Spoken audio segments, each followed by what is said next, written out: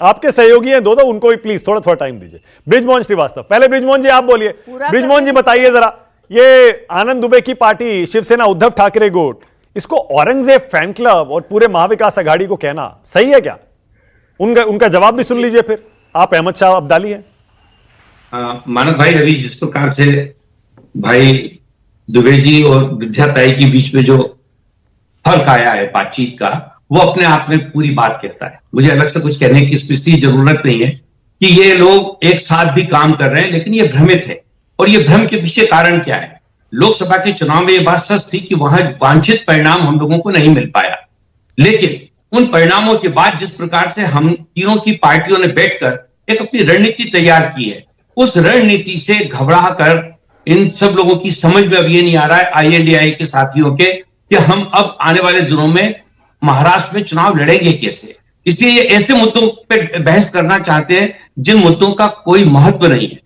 ये लाडली बहना जो योजना आई अभी, उसने 1 करोड़ 10 लाख महिलाओं को जिस प्रकार से जोड़ा है, उसने एक संदेश दिया है कि आने वाले दिनों में महाराष्ट्र में महायुति की सरकार फिर से बनने वाली।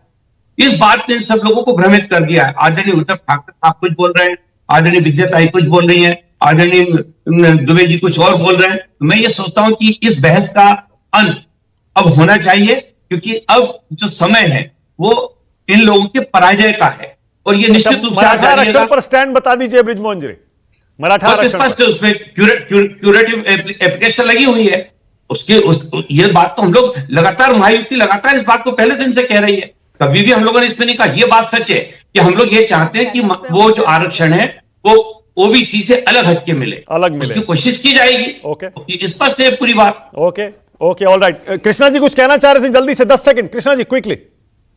देखिए, मैं ये कहना चाहता था कि बाला साहब ठाकरे जी कांग्रेस के साथ 60 साल लड़े और उन्होंने कहा जो दिन मुझे कांग्रेस के साथ हाथ मिलाना पड़े तो मैं मेरी दुकान बंद कर दूंगा। अब ये एक दूसरे का साथ दे रहे हैं। दूसरी बात यह है कि स्वतंत्र वीर सावरकर जी के ऊपर ये दोनों की जमती नहीं है। क्या राय है इनकी, पहले इनको ऑन एयर बोलने दीजिए। तीसरा बात यह है कि जो इन्होंने कहा विद्या जी ने कि सब निवेशक भाग गए, अरे जब हमारे नेता एकनाथ शिंदे जी डावोस गए तो 3.5 लाख करोड़ रुपए का इन्वेस्टमेंट आ गया।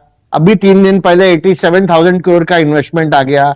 आपके टाइम पे सब भाग गए क्योंकि महाराष्ट्र में अस्थिरता थी, इन्वेस्टमेंट नहीं आ रहा। विद्याताई बोलिए, विद्याताई छोटा सा जवाब, फिर आगे जा रहा हूं। बोलिए विद्याताई। मानक जी देखिए, गुजरात में सब उद्योग धंधे रोजगार सब गए हैं। महाराष्ट्र में बजट में से भी महाराष्ट्र को कुछ नहीं मिला है। महाराष्ट्र जो है 40% जो है मुंबई अकेले या यहाँ पर केंद्र सरकार को दे रही है। लेकिन ये जो महाराष्ट्र को और मुंबई को पूरा मुंबई के जो जगह है, चाहे एयरपोर्ट की जगह हो, चाहे धारावी की जगह हो, अदानी अंबानी और लोढ़ा बिल्डर को बेच दिए। वर्ली डेयरी की जगह भी उधर वो लोढ़ा बिल्डर उसके नजदीक आ गया है। तो ये सब जो है ओके, संजू वर्मा आपकी बारी है वो मानक जी, मैंने किसी को टोका नहीं, प्लीज मुझे मौका दीजिए। गुजरात में लेके जाना, जो क्या चल रहा है नहीं सुनना मुझे। Manak ji okay, one by one Sanju Verma बोलिए। मुझे जरा बोलने दीजिए। आपका भाषण बहुत सुना हमने, जिसमें कोई विद्याताई प्लीज आपके भाषण ढोंगी हिंदुत्व ढोंगी only Sanju Verma, please one by one.